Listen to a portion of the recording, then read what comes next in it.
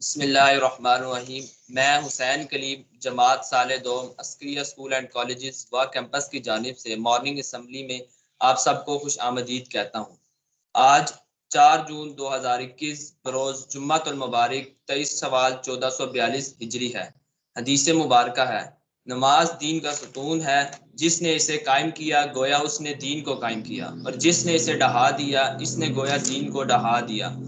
اب میں سر دانش کو دعوت دیتا ہوں کہ وہ تشریف لائیں اور نماز کا سبق پڑھائیں۔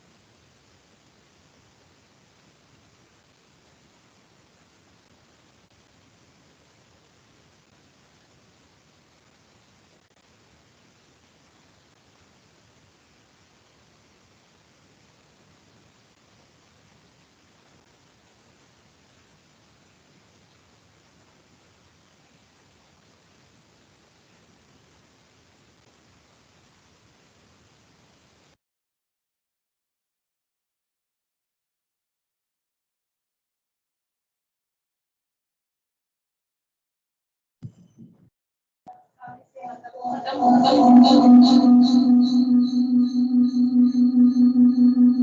اللہ۔ عزیز ساتھیوں، حدیث مبارکہ ہے قرآن کے حافظ اللہ تعالیٰ کے دوست ہیں۔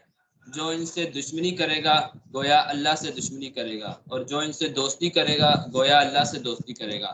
اب میں قرآن پاک کے ترجمے اور تفسیر کے لیے سر حافظ محمد ادریس صاحب کو دعوت دیتا ہوں۔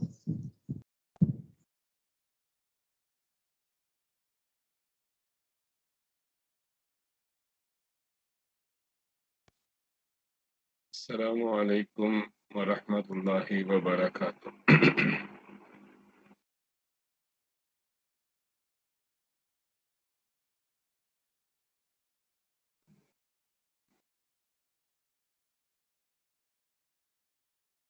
اعوذ باللہ من الشیطان الرجیم، بسم اللہ الرحمن الرحیم۔ وَمِنَ النَّاسِ مَن يَقُولُ آمَنَّا بِاللَّهِ وَبِالْيَوْمِ الْآخِرِ وَمَا هُم بِمُؤْمِنِينَ۔ کل ہم نے آیت نمبر 8 اور 9 کا ترجمہ پڑھا تھا، اور غالباً سکرین شیئر نہیں ہوئی اور آپ اس سے بھرپور فائدہ نہیں اٹھا سکے۔ میں ترجمہ آج دہرا رہا ہوں دوبارہ، اور پھر اگلی آیت کا ترجمہ سمجھنے کی کوشش کریں گے۔ واو کا مطلب ہے اور، من کا معنی ہے سے، الناس لوگ، من میں نے کل کہا تھا اس کو ذہن میں رکھیں، یہ من اور من میں فرق ہوتا ہے۔ من کا مطلب سے ہے، من کا مطلب ہے جو۔ یقولو کہتا ہے، آمنا ہم ایمان لائے، باللہ اللہ پر، واو اور با وہی ساتھ کے معنی دیتا ہے۔ وبل یوم، یوم اردو میں بھی استعمال ہوتا ہے، آخر بھی اردو میں استعمال ہوتا ہے۔ وبل یوم الآخری، اور آخرت کے دن پر۔ اور لوگوں میں سے وہ بھی ہیں جو کہتے ہیں کہ ہم ایمان لائے اللہ پر اور آخرت کے دن پر۔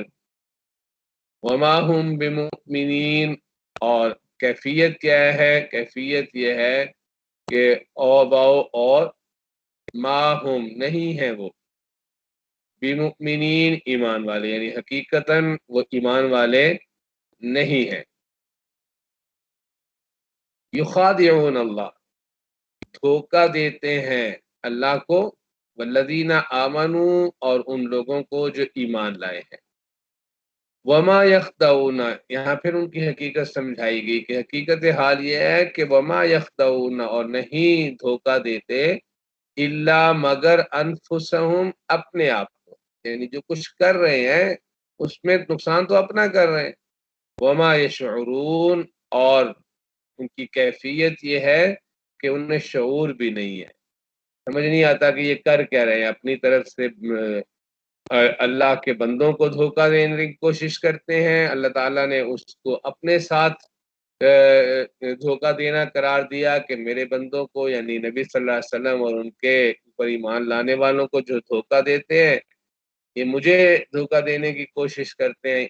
یعنی اللہ نے ان کی عظمت بھی ظاہر کی اور بتایا کہ یہ لوگ دھوکہ دیتے ہیں اللہ کو اور ایمان والوں کو، اور حالت یہ ہے کہ یہ کسی کو دھوکہ نہیں دیتے، یہ تو اپنے آپ کو دھوکہ دے رہے ہیں، اور اس چیز کا انہیں شعور بھی نہیں ہے، احساس نہیں ہے کہ کر کیا رہے ہیں۔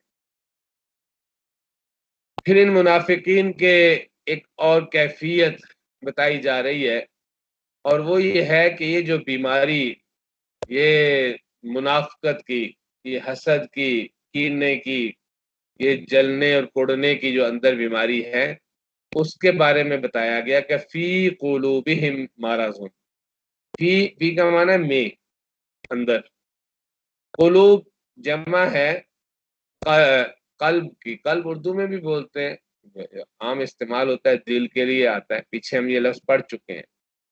فی قلوبہم، ہم بھی کئی دفعہ پڑھ چکے ہیں، ہم یا ہم۔ فی قلوبہم، ان کے دلوں میں، مرض، مرض بھی اردو میں استعمال ہوتا ہے، یہ تو عام لفظ ہے، بیماری۔ فی قلوبہم مرض، ان کے دلوں میں مرض ہے۔ مرض دو طرح کے ہوتے ہیں، ایک مرض ہوتا ہے جسمانی، یہ جس کا علاج ڈاکٹر وغیرہ کرتے ہیں، اور ایک مرض ہوتا ہے روحانی، یہاں اس کی کا ذکر ہو رہا ہے۔ روحانی مرض یعنی حسد، کینہ، بغض، نفرت، حق کو نہ قبول کرنا، یہ یہاں مراد وہ والا مرض ہے کہ ان کے دل میں حضور صلی اللہ علیہ وسلم اور آپ پر ایمان لانے والوں کی نفرت اور اسلام کی نفرت، حق کی نفرت، حق سے دوری، یہ مرض اندر لگا ہوا ہے۔ فزادہم اللہ مرضا، سو زیادہ، اب آپ دیکھیں فا کا مطلب ہے پس، اور زیادہ تو ہم اردو میں بھی بولتے ہیں نا، میں نے ایک شروع میں بات کہی تھی کہ وہ کچھ الفاظ ایسے آئیں گے جو بالکل اسی طرح اردو میں استعمال ہو رہے ہیں، اور کچھ ایسے آئیں گے جو تھوڑی بہت تبدیلی کے ساتھ اردو میں استعمال ہو رہتے ہیں، تو زیادہ تو ہم بولتے ہیں وہی جائے ابھی۔ فزادہم، سو بڑھا دیا، زیادہ کر دیا انہیں اللہ نے، مرضن، مرضن کا، اللہ نے ان کے مرض کو بڑھا دیا۔ اللہ تعالیٰ نے ان کے مرض کو کیسے بڑھا دیا؟ یعنی وہ جس وجہ سے انہیں یہ کڑن تھی، وہ حضور صلی اللہ علیہ وسلم کی دعوت تھی، وہ آپ کا اس نبوت کا اعلان تھا، وہ آپ پر ایمان لانے والوں کا بڑھنا تھا، یہ چیزیں انہیں تکلیف دے رہی تھی اور انہیں غصہ آتا تھا اور نفرت بڑھتی تھی، اور ظاہر میں اسلام کا اظہار کرتے تھے، اندر سے اسلام کو نقصان پہنچانے کی کوششیں کرتے تھے۔ تو اللہ نے اس چیز کو بڑھا دیا، یعنی حضور صلی اللہ علیہ وسلم کے لایا ہوا پیغام اور آپ کی دعوت اور اس کے اثرات بڑھتے تھے، صحابہ کی تعداد بڑھ رہی ہے، آپ جو نظام لائے ہیں وہ زیادہ بڑھ رہا ہے، پھل پھول رہا ہے، تو ان کا ادھر سے اس کی وجہ سے مرض بڑھ رہا ہے۔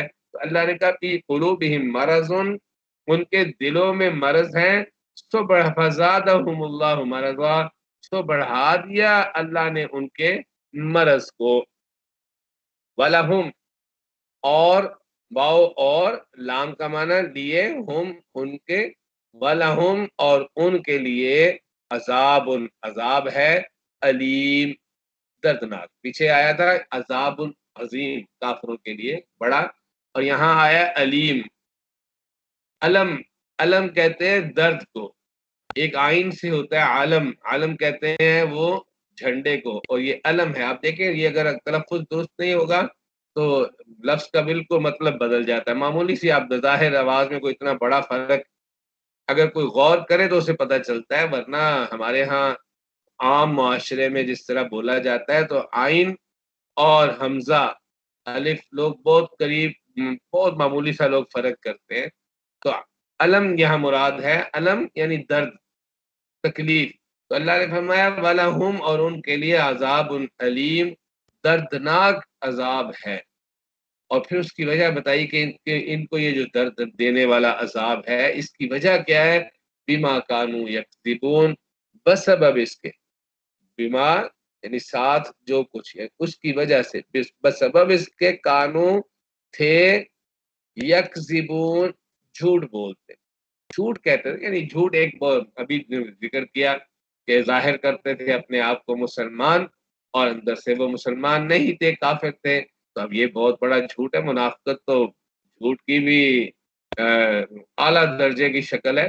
تو فرمایا کہ جھوٹ بولتے تھے، جھوٹ کیا، ان کے جرائم تو بہت سارے آگے بھی آ رہے ہیں، لیکن ان کے جرائم میں اہم ترین جرم جو بتایا گیا ہے وہ جھوٹ بولنا بتایا گیا ہے۔ یہ جھوٹ اتنی غلیظ چیز ہے، اتنی نقصان دہ چیز ہے کہ اللہ نے ان کے لیے عذاب علیم بتایا جو ہے کہ منافقوں کے لیے عذاب ہے دردناک۔ اس کی وجہ یہاں یہ کیا ذکر فرمائی؟ اس وجہ سے کہ یہ جھوٹ بولتے تھے، اس لیے ہمیشہ اپنے آپ کو جھوٹ سے بچا کے رکھنا چاہیے۔ یہ مسلمان کا شیوا نہیں ہے، یہ منافقت کی علامتوں میں سے ایک چیز ہے۔ حضور صلی اللہ علیہ وسلم نے ایک حدیث میں 3 علامتیں بتائی تھی کہ بات کرے گا تو جھوٹ بولے گا، وعدہ کرتا ہے تو وعدہ خلافی کرتا ہے، امانت رکھواؤ تو خیانت کرتا ہے۔ تو یہ تو منافقت کی علامتوں میں سے، اور منافقت کا 33%، یعنی اگر اس حدیث کو دیکھا جائے کہ 3 علامتیں آپ صلی اللہ علیہ وسلم نے بتائیں، تو اگر ایک علامت کسی میں پائی جا رہی تو اس کا مطلب یہ کہ 33% اثر تو اس میں پایا جا رہا ہے منافقت کا۔ تو اس لیے ہمیشہ اپنے آپ کو جھوٹ سے بچانا چاہیے۔ تو یہ آج کے الفاظ کو ہم ایک دفعہ پھر دیکھتے ہیں. فی کا معنی ہے میں، اور مرض میں نے کہا اردو میں بھی استعمال ہوتا ہے، وہی مرض ہے. فا کا مطلب ہے پس، زیادہ یعنی زیادہ کیا. علیم دردناک، بما یعنی بسبب اس کے، یا ساتھ، یا جو کچھ. کانو تھے، یکسبون جھوٹ بولتے. فی قلوبہم مرض ان کے دلوں میں روگ یعنی بیماری ہے. فزادہم اللہ مرضا چنانچہ اللہ نے ان کے روگ کو، ان کی بیماری میں کیا کیا؟ اضافہ کر دیا، بڑھا دیا اسے. وَلَهُمْ عَذَابٌ علیم، اور ان کے لیے دردناک سزا ہے، دردناک عذاب ہے. بما کانوا یکذبون، کیونکہ وہ جھوٹ بولا کرتے. اللہ تعالیٰ محفوظ رکھے ہم سب کو، سمجھنے کی اور عمل کی توفیق عنایت فرمائے. السلام علیکم ورحمۃ اللہ وبرکاتہ.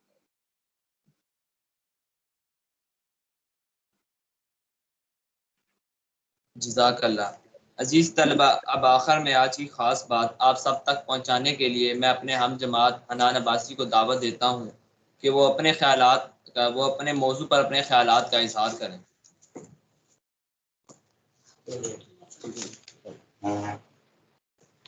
بسم اللہ الرحمن الرحیم. اپنی دنیا آپ پیدا کر اگر زندوں میں ہے، اپنی دنیا آپ پیدا کر اگر زندوں میں ہے. سر آدم ہے ضمیر کن فکاں ہے زندگی. زندگانی کی حقیقت کوہ کن کے دل سے پوچھ. جوئے شیر و تیشہ و سنگے گراں ہے زندگی. صدر محترم و معزز سامعین، آج کے اس معزز ایوان علم و دانش کا پیغام ہے: نامی کوئی بغیر مشقت نہیں ہوا. موضوع سخن محنت و مشقت کی اعلیٰ و عرفہ اور لازوال قدر کو ہماری نگاہوں میں اجاگر کرنے کے لیے ایک شعلہ جوالہ کی حیثیت رکھتا ہے، جس کی آرزو اور تڑپ آج ہر اہل وطن کے دل میں ہونی چاہیے. میں اسی موضوع پر اظہار خیال کی جسارت کر رہا ہوں. انداز بیاں گرچہ بہت شوق نہیں ہے، انداز بیاں گرچہ بہت شوق نہیں ہے، شاید کہ اتر جائے تیرے دل میں میری بات. صدر ذی حشم، یہ بات روز روشن کی طرح عیاں ہے کہ محنت، کوشش اور جہد مسلسل ہی قوموں کے ماتھے کا وہ جھومر ہے جس کی رعنائی خوشحالی، فراوانی اور کامرانی ہے، جبکہ کاہلی، بے عملی اور کام چوری وہ کوئے بد ہیں جس کا نتیجہ بربادی، ناکامی اور بے توقیری اور ہلاکت کے سوا کچھ نہیں ہے. قرآن مجید فرقان حمید میں ارشاد باری تعالیٰ ہے: لقد خلقنا الانسان فی کبد، ہم نے انسان کو مشقت میں پیدا کیا. اور مزید فرمایا: لیس للانسان الا ما سعی، اور انسان کے لیے وہی کچھ ہے جس کی اس نے کوشش کی. صدر وقار، خدائے بزرگ و برتر نے روز ازل سے محنت کو انسان کی بقا کا ذریعہ بنایا ہے. گویا محنت حاصل زیست اور انسانیت کی معراج ہے جس سے چٹانوں کے جگر پاش پاش اور دریاؤں کے رخ موڑ دیے جاتے ہیں. محنت ہی سے تسخیر کائنات ممکن ہے. محنت ہی قدرت کے سربستہ رازوں کو کھولنے کی کنجی ہے. وہ تیشہ فرہاد ہو یا شمشیر غزنوی، محنت ہی کے باعث رخشندہ و تابناک ہیں. محنت و مشقت کی انتہا عشق ہے جو مرد مومن کی آن بان اور شان ہے. مرد خدا کا عمل عشق سے ہے صاحب فروغ، مرد خدا کا عمل عشق سے ہے صاحب فروغ. عشق ہے اصل حیات، موت ہے اس پر حرام. حاضرین محفل، آقائے نامدار حضرت محمد صلی اللہ علیہ وآلہ وسلم کی تمام زندگی محنت، کوشش اور عمل پہن سے عبارت ہے. بدر کا میدان، خندق کی مشکلات، حنین کی سختیاں اور یرموک کا طویل سفر آپ کی زندگی کی طویل جدوجہد کا مظہر ہیں. خلفائے راشدین منصب خلافت کی بجا آوری کے ساتھ ساتھ محنت سے اپنی روزی حاصل کرتے تھے. خاتون جنت حضرت فاطمہ الزہرا کی تمام تر زندگی محنت، مشقت اور صبر و رضا کا وہ عالی شان نمونہ ہے جس پر نسوانیت ہمیشہ فخر کرتی رہے گی. مسلم فاتحین کی تمام تر کامیابی کا دار و مدار محنت ہی کے مرہون منت ہے. افریقہ کے ساحل، اسپین کی افتادہ پہاڑیاں، سندھ پر لشکر کشی، سومنات کی تاراجی، بالا کوٹ کی دل فریب وادیاں اس بات کی گواہ ہیں کہ اسلام کے فرزندوں کے نعروں سے پہاڑ ہل جاتے تھے، سمندر رستہ چھوڑ دیتے تھے اور ان کی تلواروں کی چمک اور کڑک باطل کی آنکھوں کو چندھیا دیتی تھی. عالم انسان کا وہ سنہری دور فضل کا گہوارہ دکھائی دیتا ہے جہاں جہاں جاہو جلال کی جھلملاہٹ ہے، حاکمیت کی تمکنت ہے، خوشحالی اور فارغ البالی کی چکا چوند ہے، روب و دبدبہ کا تلاطم ہے، فتوحات کے سلسلے ہیں، سربلندیاں اور سرفرازیاں ہیں. یہ غازی یہ تیرے پر اسرار بندے جنہیں تو نے بخشا ہے ذوق خدائی، دو نیم ان کی ٹھوکر سے صحرا و دریا، سمٹ کر پہاڑ ان کی ہیبت سے رائی. جناب والا، اس کے برعکس جب ہم نے محنت و مشقت کو پس پشت ڈال دیا اور اس کی بجائے تن آسانی، سہل پسندی اور عیاشی کی روش اپنا لی تو ہم بالا سے پس، فاتح سے مفتوح اور حاکم سے محکوم بن گئے۔ کبھی ہم بھی تھے زمانے میں سرمایہ توقیر، کبھی ہم بھی تھے زمانے میں سرمایہ توقیر، اب تو فقط آہوں کا دھواں باقی ہے۔ صدر ذیشان، المیہ یہ نہیں کہ حالات سنگین ہیں، بلکہ المیہ یہ ہے کہ ہمارے حوصلے پست ہو گئے ہیں، ہمارے دست و بازو سخت کوشی اور جہد مسلسل سے عاری ہو چکے ہیں۔ کاش ہم آج کی ترقی یافتہ قوموں کی قوت کے سامنے سر تسلیم خم کرنے کی بجائے ان کی ترقی کے اسباب کا مطالعہ کرتے۔ جاپان، چین، کوریا اور ملیشیا نے ثابت کر دیا کہ محنت ہی میں قوموں کی بقا کا راز مضمر ہے۔ آخر میں قید موضوع کی طرف لوٹتے ہوئے خیالات کی کرچیاں سمیٹنے کی صحیح کرتا ہوں۔ حقیقت یہ ہے کہ حال ہی نے یہ اشعار لکھ کر موضوع کا حق ادا کر دیا۔ مشقت کی ذلت جنہوں نے اٹھائی، جہاں میں ملی آخر ان کو بڑائی، کسی نے بغیر اس کے ہرگز نہ پائی، فضیلت نہ عزت نہ فرما روائی، نامی کوئی بغیر مشقت نہیں ہوا، 100 بار جب عقیق کٹا تب نگی ہوا۔ انشاءاللہ آنے والا دور ہمارا ہے، ہماری محنت اور مشقت ضرور رنگ لائے گی اور پاکستان قوموں کی صف میں ایک نمایاں اور منفرد مقام حاصل کر کے رہے گا۔ شب گریزاں ہوگی آخر جلوہ خورشید سے، شب گریزاں ہوگی آخر جلوہ خورشید سے، یہ چمن معمور ہوگا نغمہ توحید سے۔ شکریہ۔